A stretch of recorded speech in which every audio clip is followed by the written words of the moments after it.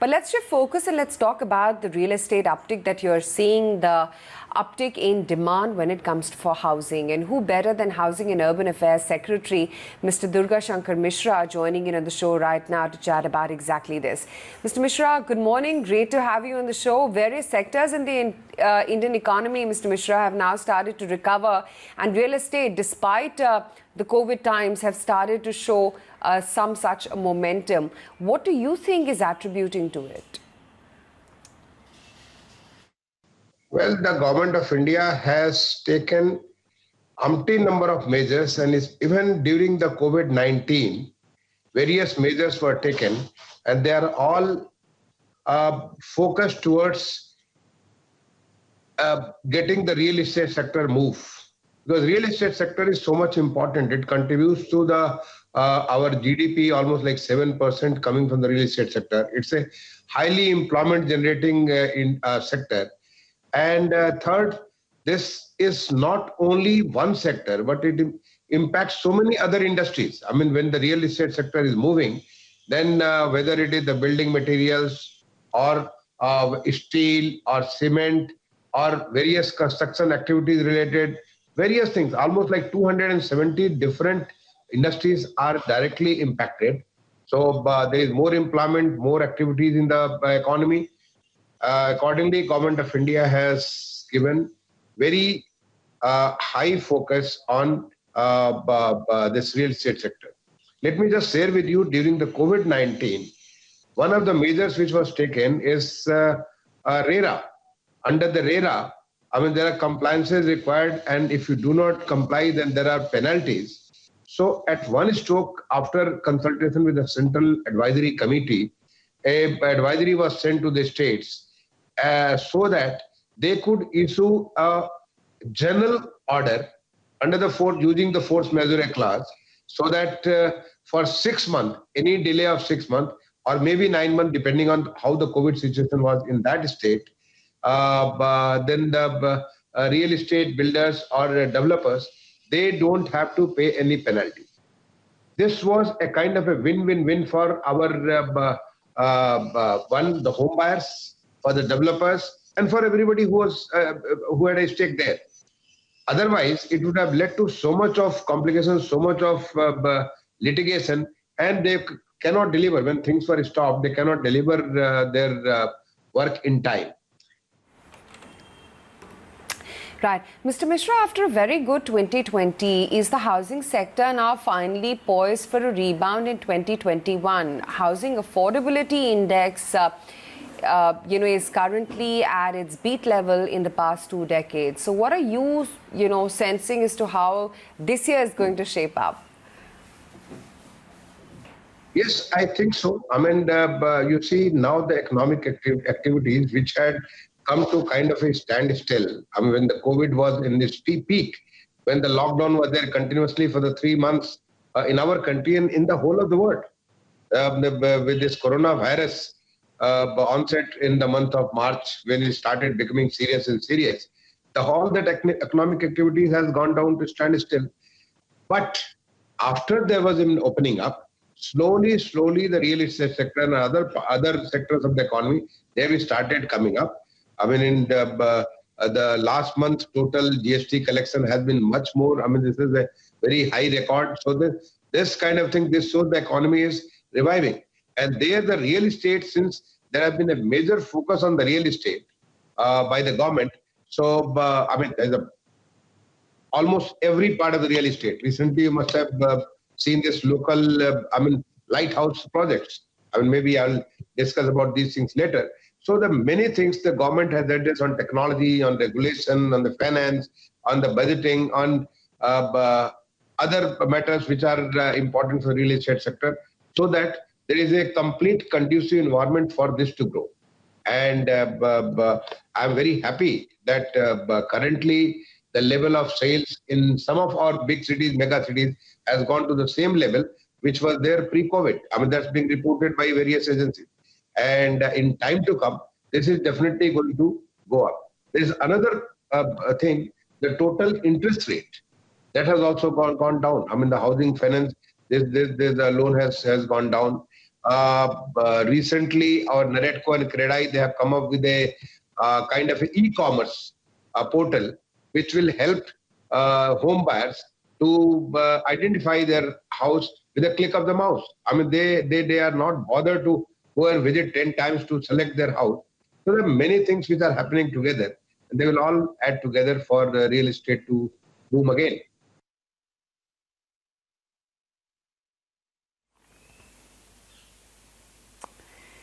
Okay. Now let's take a look at those stamp duty cuts as well. We are starting to see results of that with registrations coming in. We've seen a spike. You've also been reaching out to various states and pushing more for those cuts across the board as well. What's been the response so far? The response have been positive. I mean, as I told you, the first cut was 2% reduction was done by the government of Maharashtra. Later, government of Karnataka also came out with this. Now the government of Gujarat has come out with this, and I'm aware that some of the other states are also considering cutting down or reducing the stamp duty, especially for those which are in the affordable sector.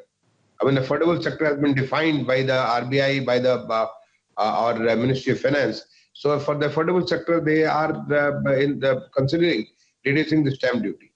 But they are also providing various other supportive measures. And our Pradhan Mantri Awas Yojana itself is a huge boost to the real estate sector.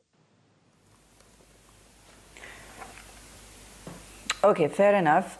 Also, if we were to take a look at, the additional 18,000 crores that was allocated for the PM urban and the third Atmanirbhar Bharat package in that scheme, what kind of housing swaps are now in the works for the budget? Well, what you mentioned, Honorable Finance Minister was kind enough. I mean, this is very recently in her last announcement, she allocated 18,000 crore additional money under the Pradhan Mantri Awas Yojana. And out of that, I have already taken 5,000 crore, which are sent, and now we are raising further 6,500 crore for the immediate requirement for next 45 days. I mean, you will be happy to know that under Pradhan Mantri Awas Yojana, which was announced by the Honorable Prime Minister, he launched the Pradhan Mantri Awas Yojana Urban on 25th June 2015. The government of India has undertaken a responsibility to see that nobody remains houseless when we celebrate the 75th anniversary of Indian independence. This is housing for all. And when we did the demand survey through the state governments, the preliminary demand was 1 crore, but now it is stabilized to 1.12 crore. That is 112 lakhs. And out of that, so far we have already sanctioned 109 lakhs. We have grounded for construction 70 lakhs plus, and we have completed and delivered to the beneficiary 40 lakhs plus. That's a huge number. In no part of the world such a kind of the housing scheme has been taken up so far. This, whatever has been sanctioned, this amounts to total investment in the sector to the tune of nearly 7 lakhs crores. I mean, it's like a 6.8 lakhs crore. And out of that, the government of India had commitment of 1.74 lakhs crore. Out of that 1.74 lakhs crore, so far, government of India has already released 82,000 crores. And we have reported expenditure of nearly 72,000 crores. We are pushing with the state governments to complete these houses before 2022. In this measure only, the Honorable Finance Minister, one for the her earlier announcement for the middle income group, and other to push our activities. Now the states have taken up in a big way for the completing all these Pradhan Mantri Awas Yojana houses which have been sanctioned so far. So this 18,000 crore was allocated, and out of that 18,000 crore, 5,000 has already been spent. Another 6.5 I have already asked from the Ministry of Finance, and very soon we'll start spending that. Otherwise, I mean, you may be aware that the special fund was created under the our National Housing Bank. That was Affordable Housing Fund, National Affordable Housing Fund. This was created, I think, in 2017 budget or 2017 budget, and 10,000 crore was provided from the backlog of the priority sector lending. I mean, any backlog that gets invested here, and that goes for the housing for subsidizing the interest rate. And I'm happy to share with you that the National Housing Bank had spent that 10,000. Next year they spent 10,000, and this year also they have spent almost like 5,000 crore. So this fund is used for passing on the money through the housing finance companies so that the interest rates are cut down. Interest rates are cut down. Right. But Mr. Mishra, now that work from home has become a norm pretty much, do you see demand coming in from Tier 1 as well as Tier 2 cities as well? Post-COVID, there is definitely going to be some kind of a readjustments. That's for sure. Because people have seen the benefit of, I mean, say, for example, I'm right now giving this interview. I do not know where you are sitting. I got your letter and then I've given this time. So whether you are in Bombay or in Delhi or in some other city, I do not even know. But we are conversing as if we are sitting in the same room and we are talking to each other. We hold various kind of conferences, like hold a conference across the country. I hold my meeting across the country. Even globally, we are having conferences. Just a couple of days now, I'm going to have a joint working group meeting with another country. So we are mostly conversing on the virtual environment. Though virtual environment cannot replace the real environment, but virtual environment has given us a new clue. And I think this is a very, very big positive out of the COVID, that we did not realize that such a high potential is available. I mean, in the last 6.5 years, country has increased, improved on is the total, in the IT space, all that bandwidth which has been made available, which was not there earlier.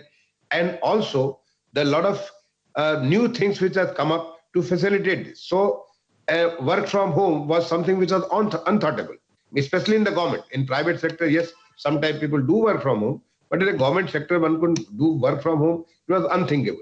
But now, during the COVID, we realized even 50% of the staff, they were working from home. It didn't make much of a difference. So we can come for one day, the balance 4 days you work from home, and you can contribute the same thing. So this is going to have a lot of thinking, readjustment once we settle down. I think we have been talking to the real estate also. They have to think of how to make office, how to make conferencing facilities, how to make houses also.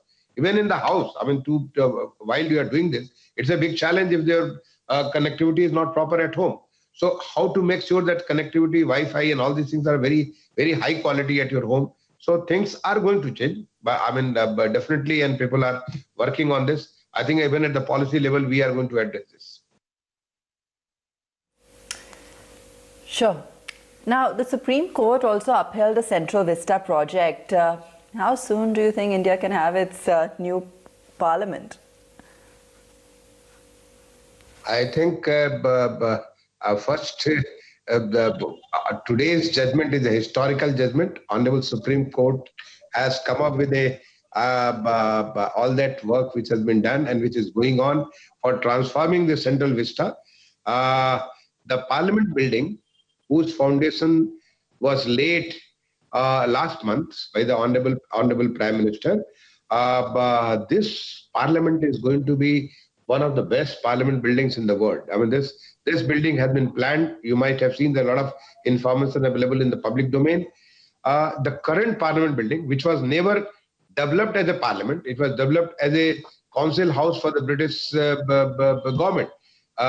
British were ruling here, and there was the chamber for princes was there, chamber of council was there. So all these things were retrofitted post-independence, and they have been made into Lok Sabha, Rajya Sabha, and Central Library and the Central Hall. All these things have been retrofitted. In fact, 2 additional floors came on. It used to be only 1-story building. 2 additional floors came, and now there is no natural light in the Lok Sabha and Rajya Sabha. And then many things which I don't need. If you have time, I can separately discuss with you. There are so many things which are challenging, and the worst part is the current Parliament. It has gone to be extended to the level that now any additional member cannot be seated there. I mean, the total strength is 552 currently. Some of them are even sitting behind the pillars. I mean, it used to be kind of a veranda. In that veranda also, the seating for the member of Parliament has been done. This has been expressed for almost like last 2 decades. I mean, the then Speaker, Madam Meera Kumarji, wrote to the then Secretary of Urban Development, requesting for looking for a better place for getting this parliament. So like that, this has been there in the debate. Now we are going to have a new parliament building, which will be in state of art using technologies, and we are very confident with the order of the Honorable Supreme Court today, we will be able to target is to complete the work by October 2022, so that the winter session of the Honorable, the Lok Sabha and the Rajya Sabha, this is held in the new parliament building. So this will be an honor, to get these things done within 2 years and get it to the standards of what we see in any part of the world, like when you see the US, in US or in Germany or any such places. So should our Indian population, they should feel pride. This is the first parliament building being done by our 135 crore Indians for them. In fact, it has been not only it is in harmony with the current parliament building, but also lot of elements which will involve our citizens. When they come, the kind of experience they will get, the kind of learning they will have, how their parliamentarians whom they select, whom they elect to represent them in the parliament, how they deliberate. These things are going to be entirely different. All right, Mr. Mishra, we leave it there. Thank you so much for joining us today. Great speaking with you on some of those key developments.